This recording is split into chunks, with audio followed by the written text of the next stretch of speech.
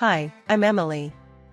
Born to Ava, a once glamorous model, and Jake, a guy who knew his way around a camera, I was supposed to be their golden ticket to keep the lavish lifestyle they were scared of losing. Look at her, Jake. She's perfect. That face could relaunch my brand, Mom said, hovering over my crib with that calculating gleam in her eyes. I was too young to remember, of course, but she'd repeat that story like a broken record as if proud of her foresight. Dad, a man of few words, snapped photos, turning our home into a studio.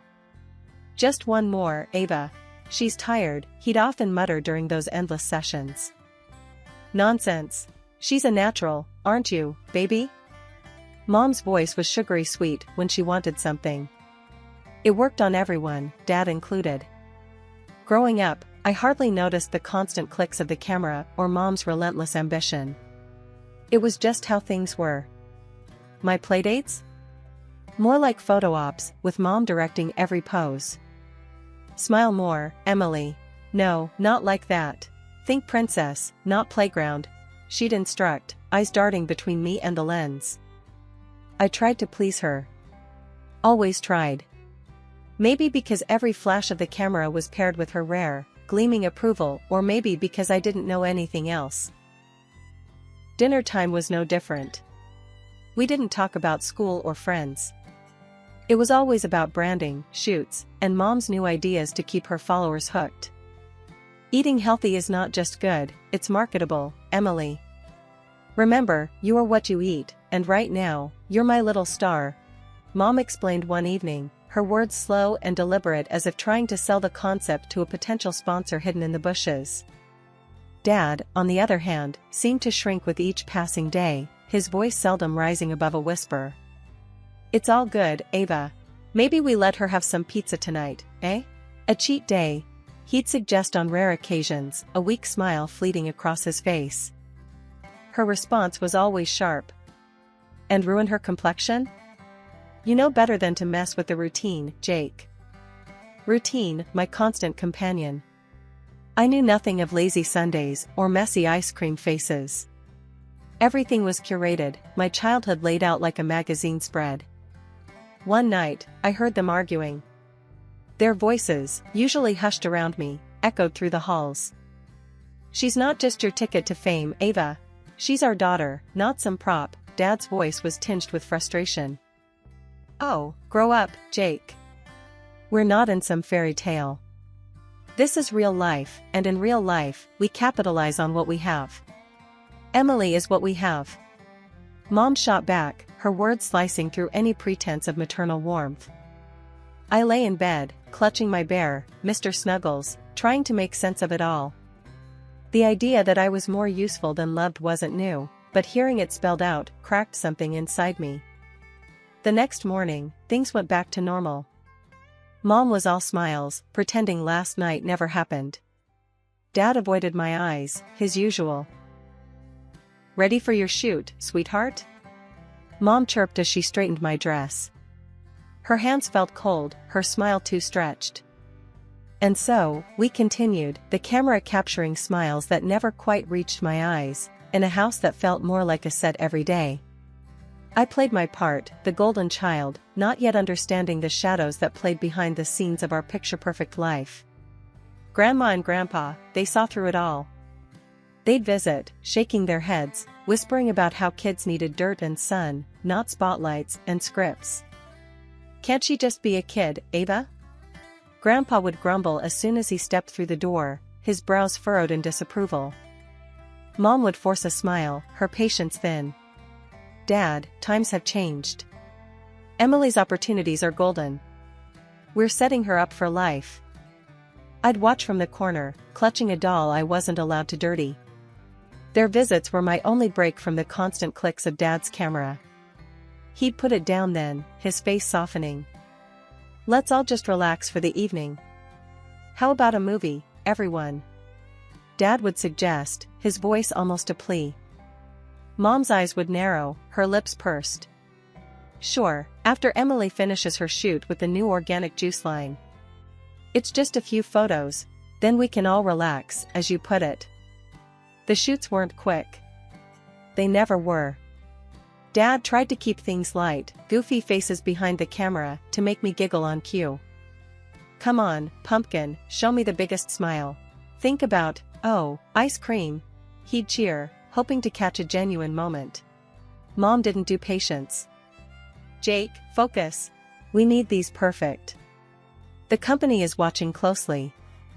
They want the natural, happy child, not some sugared-up toddler. The arguments got more heated when the camera was off. Grandma and Grandpa would try to steal me away for a weekend, desperate to give me a taste of normal. Ava, she should come stay with us. Just a few days. Let her run around, play in the mud. Grandpa would argue as he put on his coat, ready to leave but not ready to give up. And what? Miss a casting call? No, Dad. We're not risking opportunities. She's fine. Mom would snap, her words final. It wasn't all bad. Sometimes, in the quiet mornings before Mom woke up, Dad would make pancakes, drizzling extra syrup and letting me toss in handfuls of chocolate chips. Don't tell your mom. He'd wink, the secret sweet between us. Promise. I'd giggle, the syrup sticky on my fingers, the moment light and free. But freedom was always fleeting. As soon as Mom's footsteps echoed down the hall, it was back to business. Hair brushed, face washed, and dressed in whatever outfit she'd laid out. In those days, I didn't understand the weight of sacrifice or the price of the path laid out before me. I only knew the routine, the constant push, and the clear understanding that my childhood wasn't really my own. It belonged to the brand, the image, the unspoken sacrifice of what could have been. When the sickness hit, it came without warning.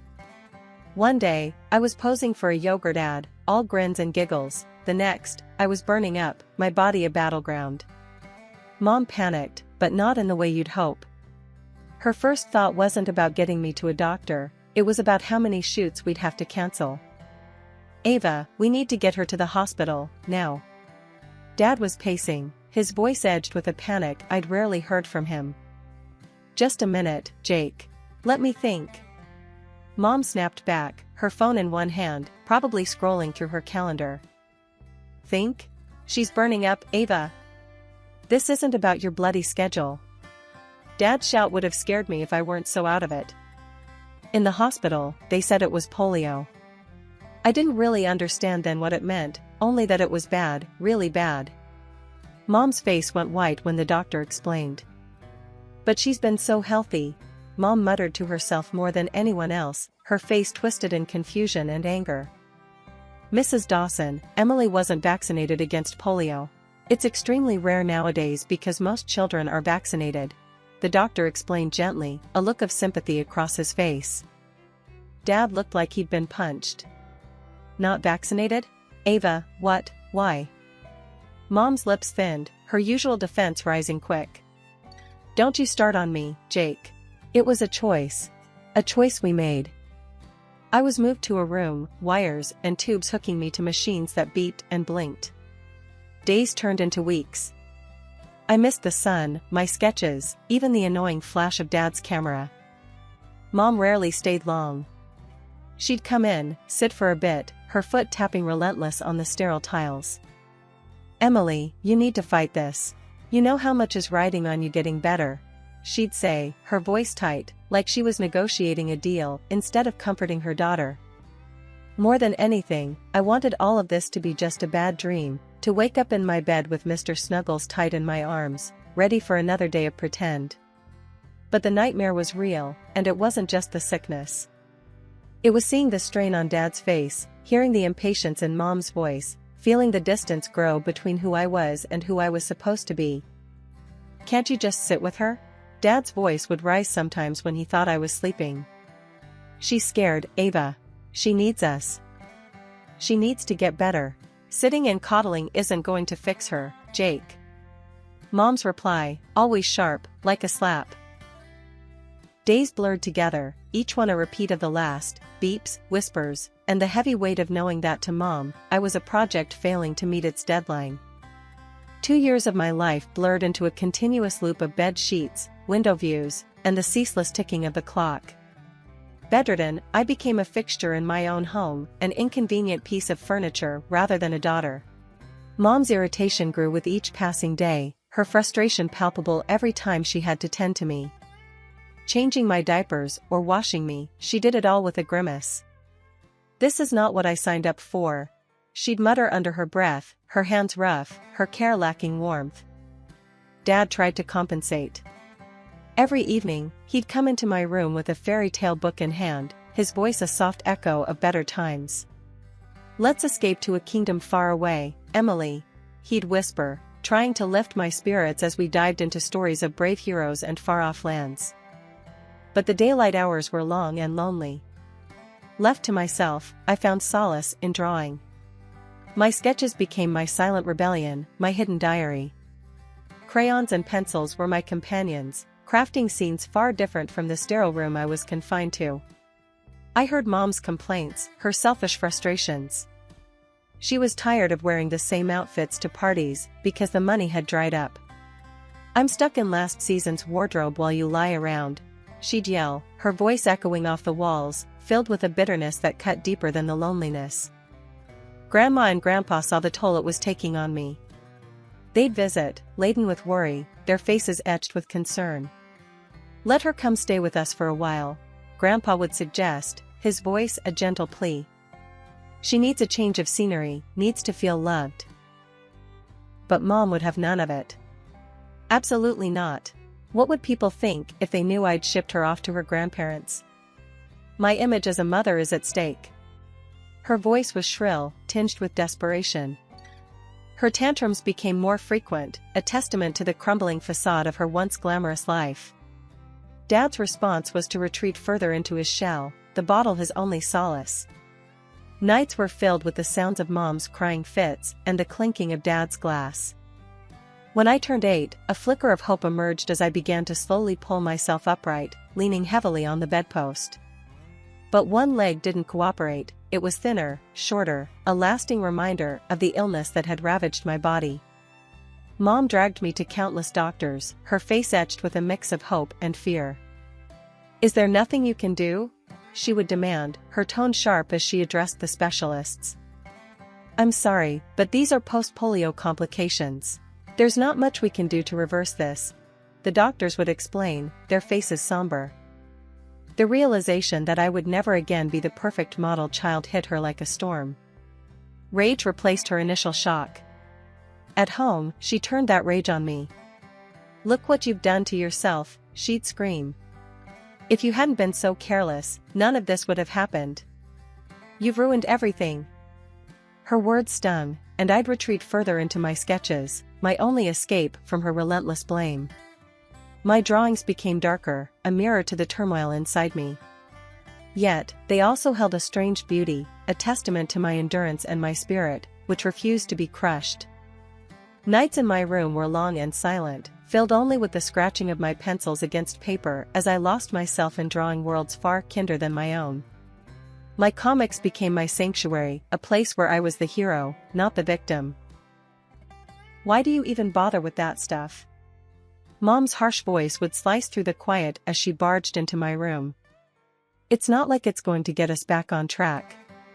You should be focusing on something useful." I learned to just nod, not trusting my voice. My drawings hid under my bed, my fears and dreams bleeding onto the pages in secret. I had no friends to call, no schoolmates to lean on, my world was confined to these 4 walls. And the only connection I had to the outside was through my online classes and occasional, whispered phone calls with my grandparents who seemed to be the only ones who cared. One night, something changed. It was late, and the house was quiet, too quiet. That's when I heard it, muffled screams from downstairs. Heart pounding, I limped to my door, easing it open just enough to peek through. "I can't do this anymore, Jake. Look at her, look at what she's become." Mom's voice was frantic, laced with disgust. "I can't stand to look at her anymore." Dad's response was slurred, tired. "She's still our daughter, Ava. We can't just throw her away." "That's exactly what we're going to do," she snapped back. "Here, give her this and make it look like she ran away. Maybe some robber will do us a favor tonight and get rid of the geek." Dad's steps were heavy, his presence larger as he approached my room. The door creaked open, and there he stood, a silhouette of the man he once was, his eyes sad, his breath heavy with alcohol. "We're going for a drive, Em," he muttered, avoiding my eyes. I could only nod, my whole body trembling as I followed him out to the car. We ended up in a part of town that even nightmares would hesitate to visit. Dad stopped the car, and his next words were barely a whisper. "I'm so sorry, Emily. I don't know what else to do." He handed me the phone, his hands shaking. "Keep this with you. Please forgive me." Then he left, just like that. I stood there, alone, the cold biting through my thin pajamas. My hands clutched the phone like a lifeline as sounds of distant fights filled the air. But they made one mistake, they left the SIM card in the phone. Shaking, I dialed Grandpa's number. "Grandpa, please, you have to help me. I'm scared. I don't know where I am." "Hold on, Emily. We're coming. Just stay hidden and keep the phone on."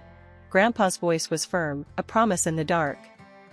I hid behind a trash can, my body shaking from fear and cold, waiting for what felt like an eternity. Every noise made my heart jump, every shadow a monster in the dim street light. Finally, headlights swept around the corner, and Grandpa's car came into view. They had never driven so fast, and never had I felt so relieved to see them. Grandpa and Grandma rushed out, their arms wide open. After they rescued me, Grandpa and Grandma drove straight to Mom and Dad's house. They were furious, their anger crackling through the air like electricity. I stayed in the car, but I could hear the raised voices even from the driveway. "You've gone too far this time, Ava." Grandpa's voice boomed. "Please don't tell anyone," Mom pleaded, her voice cracking with fear. "Think about what they'll do to us." Grandma was relentless. "You're not fit to be her mother. You're signing over custody, Ava. Today." And just like that, they secured my freedom. Mom signed the papers, her tears of fear a far cry from repentance. Dad was silent, his head bowed, the fight gone out of him. Life at Grandma and Grandpa's was peaceful. They had a small, cozy house with a big backyard and a garden that seemed enchanted, bursting with colors and life. Grandpa taught me how to plant flowers, his rough hands gentle on the earth. "Plants gotta be nurtured, Em. Just like people," he'd say, a smile tucked into his beard. Grandma was a whirlwind of love and baked goods. She always had a new recipe to try, and the kitchen was our laboratory. "Sugar fixes a lot of things, especially moods," she'd wink, passing me a spoonful of cookie dough. I started going to a regular school not long after moving in. I was nervous, limping distinctly, self-conscious about my leg. But to my surprise, the kids were kind. They didn't stare or whisper like I'd feared. Instead, they were curious, accepting. "Wanna play with us?" a girl named Lucy asked during recess one day. "Sure," I replied, a grin breaking over my face, surprised by the simplicity of the moment, how easy it felt to just be a kid among others. Art class became my refuge, where I truly flourished. Mr. Hernandez, the art teacher, noticed my talent right away. "You've got a real gift, Emily. Ever thought about showing your work to the world?" he encouraged. Taking his advice, I started posting my drawings online. It was just a few sketches at first, but soon, I had followers, a community of people who didn't just see the drawings, they saw me. They understood the stories I was telling through my art. Evenings at home were my favorite time. After dinner, we'd sit on the porch, Grandpa with his pipe and Grandma with her knitting, the day winding down around us like a soft blanket. "Life's good, isn't it?" Grandpa would ask, looking out at the garden bathed in twilight. "It's wonderful," I'd answer, leaning against Grandma, feeling safe and loved in a way I hadn't known was possible. At 19, life threw me into a new chapter, art school, with a scholarship that recognized my talents. The girl who once sketched in secret was now a known name in the online art community. Even my characters jumped off the pages, finding their way onto comic book covers and city walls as graffiti. Enrolling in art school was a dream realized. It was my chance to dive deeper, to explore the roots of artistic expression through classical training. "You're going to rock this, Emily," Grandpa said on the day I received my acceptance letter, his eyes gleaming with pride. "Yeah, kid, show 'em how it's done," Grandma added, always quick to throw in her fiery support. The campus was buzzing with creativity, a place pulsing with potential. My first day felt like stepping into a larger world, one I was eager to explore and influence. Studying was intense, but fulfilling. I absorbed techniques and histories that made my work richer, more grounded. My professors encouraged experimentation, leading me to blend traditional methods with my unique style. "You have a rare gift, Emily. Your perspective is refreshing," Professor Ames noted during a critique, his words bolstering my confidence.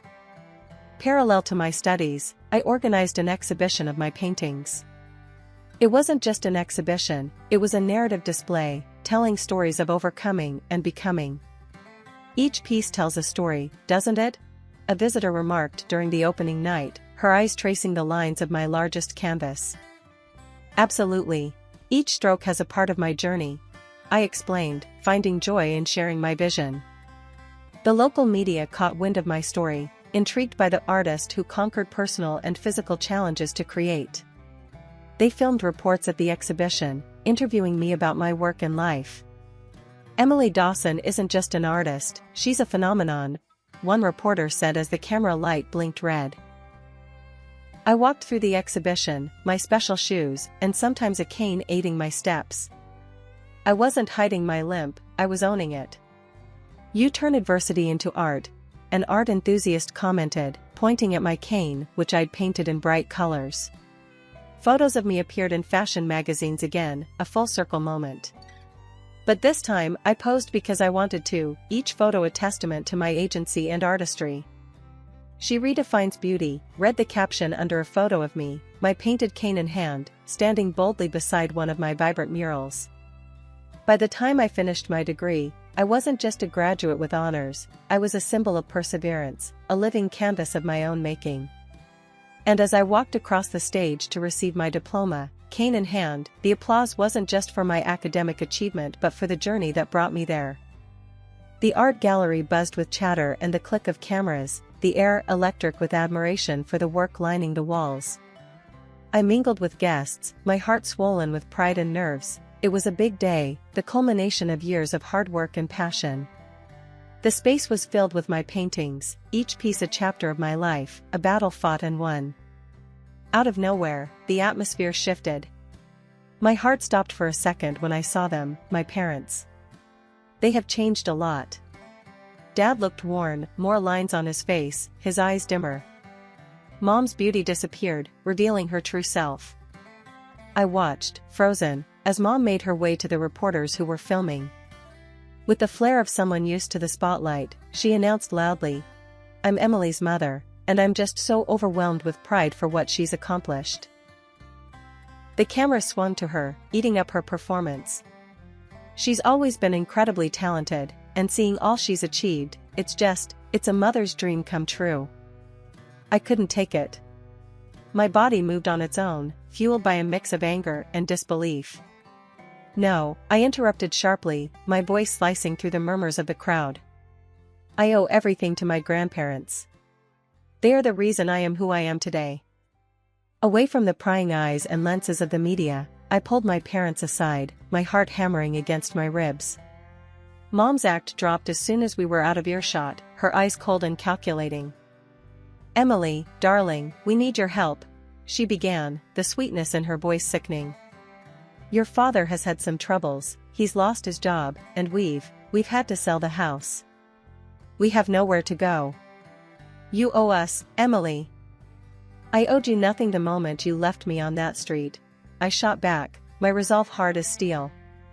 "If you ever come near me or my grandparents, I'll go to the police." "Don't think I won't." They knew I meant every word. Without another word, they turned and left, disappearing back into the shadows from which they had emerged. That night, after the guests had left and the lights in the gallery dimmed, I took a moment to walk through the quiet space. My paintings looked back at me, each one a testament to my journey. I had faced my past, confronted the pain, and came out the other side stronger.